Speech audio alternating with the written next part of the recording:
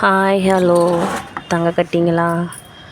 நம்ம சேனல் இப்போ தான் நீங்கள் ஃபஸ்ட் டைம் பார்க்குறீங்கன்னா நம்ம சேனலை லைக் பண்ணுங்கள், ஷேர் பண்ணுங்கள், கமெண்ட் பண்ணுங்கள். அப்படியே பக்கத்தில் இருக்க பெல் பட்டனை கிளிக் பண்ணிக்கோங்க. அப்போ தான் நம்ம போடுற எல்லா வீடியோஸும் உங்களுக்கு நோட்டிஃபிகேஷனில் வரும். இப்போ நம்ம என்ன பார்க்க போகிறோன்னா, நம்ம டெய்லி ஒரு நீதி கதைகள். ஏன்னா இப்போ சம்மர் வெக்கேஷன் வரப்போகுது. ஸோ எல்லாருமே வீட்டில் இருப்பீங்க.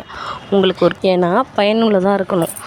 ஸோ அதனால் டெய்லி ஒரு நீதி கதைகள் நம்ம பார்க்கலாம். ஏன்னா உங்களுக்கு அறிவு சார்ந்த நீதி கதைகள் போடுறதுனால உங்களுக்கு நல்ல ஒரு என்டர்டெயின்மெண்ட்டாகவும் இருக்கும். அதே போல் உங்களுக்கு அறிவும் மேன்மேலர வரும். சரி, ஓகே. இன்றைக்கி நம்ம ஃபஸ்ட் நாள் என்ன நீதி கதைகள் பார்க்க போகிறோன்னா, இது ஆல்ரெடி நம்ம எல்லாருக்குமே தெரிஞ்சது தான். இருந்தாலும் நான் ஒரு வாட்டி உங்களுக்கு பிக்சரோட நல்லா அழகாக விளக்கத்தோடு சொல்கிறேன். ஓகேவா? என்னென்னா, காகமும் தாகமும். ஒரு ஊரில் பார்த்திங்கன்னா ஒரு காகம் இருந்துச்சு. அந்த காகத்துக்கு என்ன பண்ணிங்கன்னா ரொம்ப தாகம் எடுத்துச்சான்.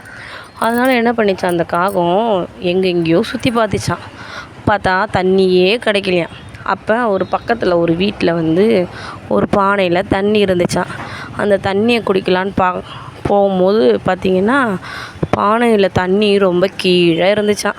அதனால் அந்த காகத்தால் தண்ணியை குடிக்கவே முடியலையாம். உடனே என்ன பண்ணிச்சு, ஐயோ நம்ம இந்த தண்ணியை எப்படி குடிக்க போகிறோம், அதெல்லாம் சரி விட்டுடலாம் போ அப்படின்னு சொல்லின்னு போகாமல் என்ன பண்ணிச்சு, உடனே அதனுடைய அறிவால் ஒரு ஐடியா பண்ணிச்சு. என்னென்னா, இந்த தண்ணியை மேலே வர வைக்கணும். அப்போ நம்ம என்ன பண்ணலான்னு சொல்லிட்டு டக்குன்னு யோசித்து பக்கத்தில் இந்த கல்லுங்க இருக்குது, அந்த கல்லுங்களை ஒன்று ஒன்றா எடுத்து அந்த பானைக்குள்ளே போட அந்த பானையில் இருக்க தண்ணி கொஞ்சம் கொஞ்சமாக மேலே வந்துச்சான். மேலே வந்தோடனே அந்த காகம் என்ன பண்ணிச்சான், அந்த தண்ணியை குடிச்சிட்டு சந்தோஷமாக பறந்து போச்சான். இதுலேருந்து என்ன சொல்கிறாங்கன்னா, முயற்சி உடையார் இகழ்ச்சி அடையார்.